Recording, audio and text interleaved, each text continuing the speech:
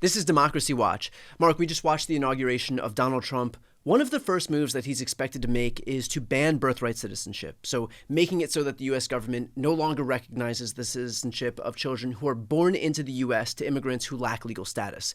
Of course, the major obstacle to that is something called the U.S. Constitution, the 14th Amendment. So can you talk about whether he'll be able to move forward with this executive order and what happens in the event that you sign an executive order that stands in stark contrast to the plain text of the Constitution? Yeah, so it's not taking long for Donald Trump to violate his oath of office, right? Because his oath of office is, of course, to uphold the laws of the United States and the Constitution and defend it. And of course, here he is right out of the box, already planning to do something that directly violates the Constitution. So let's just take a step back and reference what exactly the 14th Amendment says.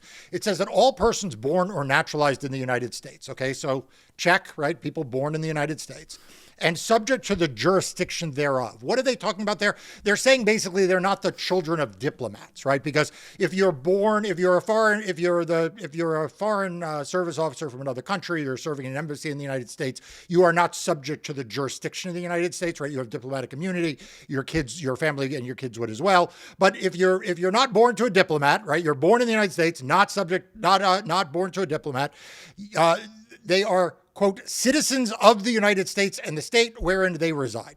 So they automatically become citizens of the United States by being born or naturalized in the United States. That's it. End of story.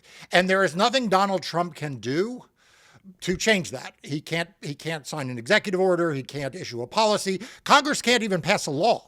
Right? I mean, like, there is literally nothing to do other than amend the U.S. Constitution to do away with birthright citizenship. So the first thing I want to tell everyone is don't buy into the notion that Donald Trump has done away with birthright citizenship. He has no more done away with birthright citizenship than he has made the tooth fairy magically appear and dance pirouettes at his inauguration events. Like it didn't happen. He can say it, but it's not true.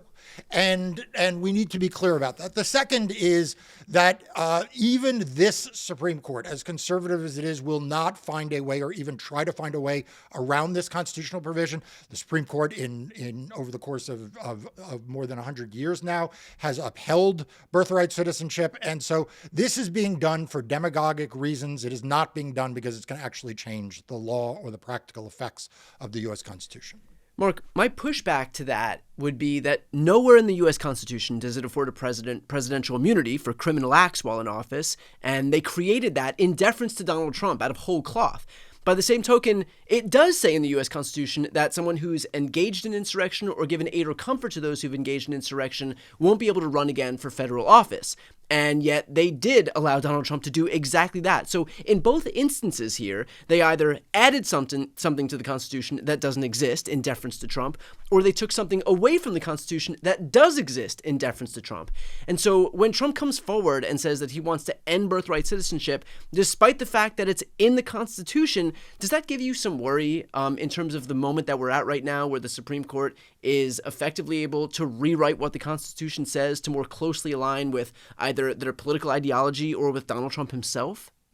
Yeah, I don't think in this instance that is really much of a worry, in part because the Supreme Court has actually ruled on birthright citizenship before. I mean, this is not a new question for the Supreme Court.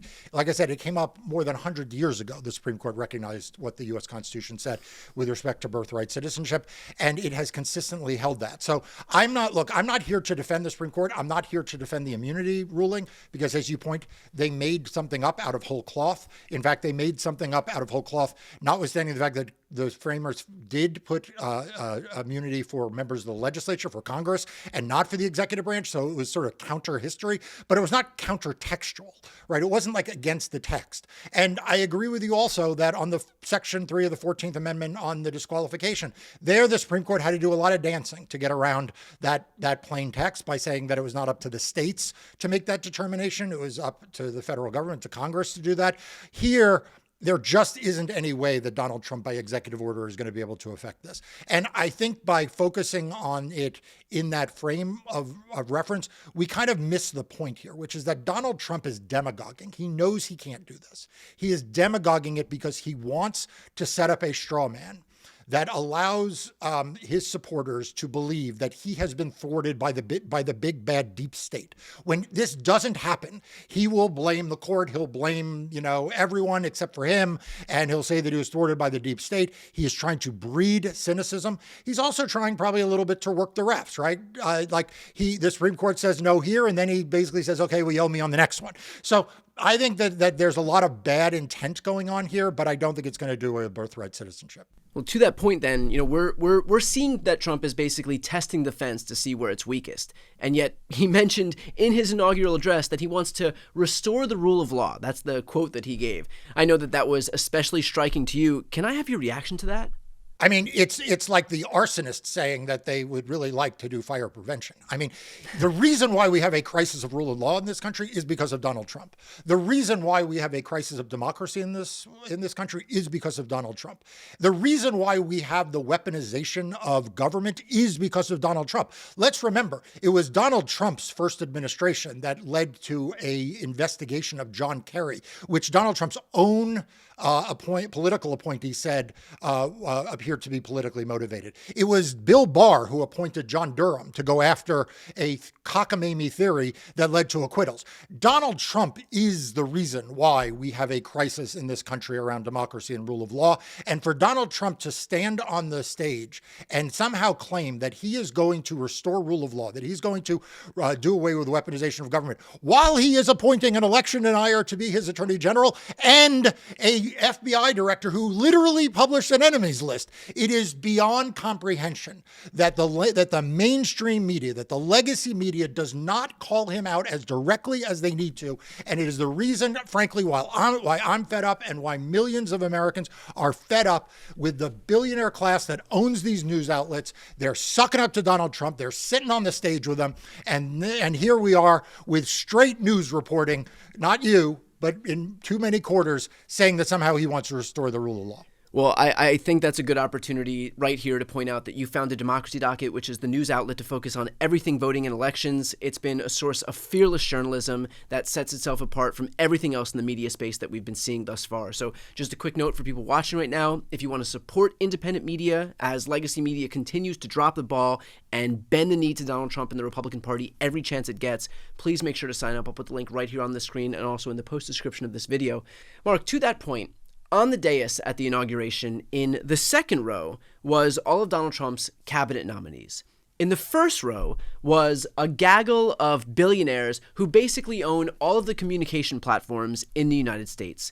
So as somebody who founded his own media outlet, as somebody who has fought against the worst excesses of Donald Trump and this Republican Party, what was your reaction to seeing that? Yeah, I had two reactions. The first is who owns who?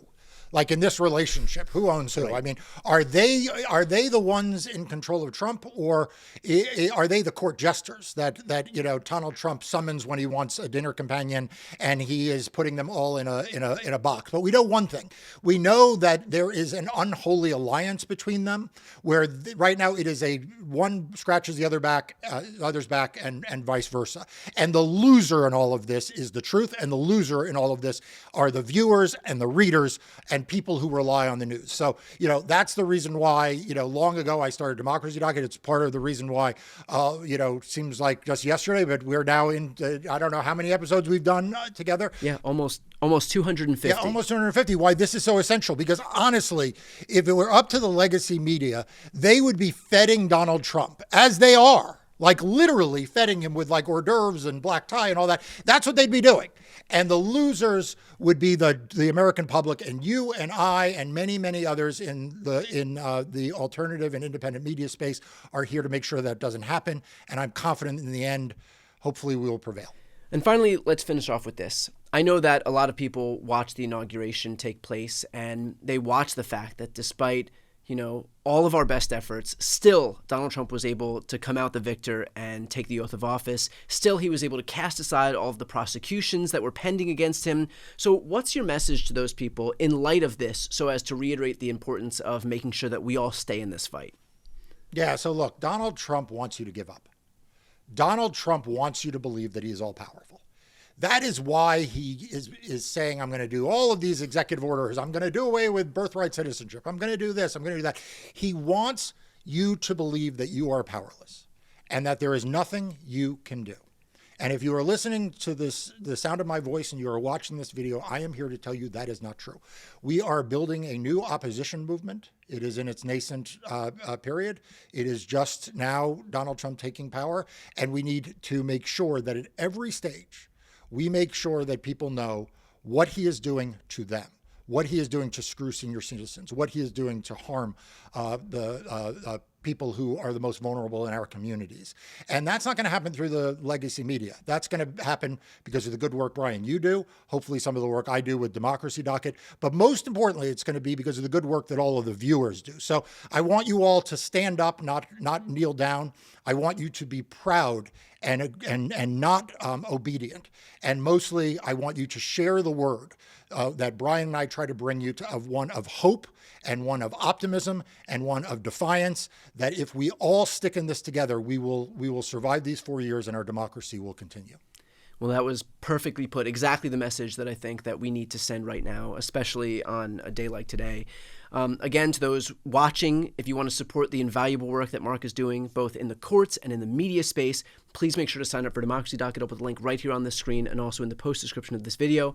I'm Brian Tyler Cohen. I'm Marc Elias. This is Democracy Watch.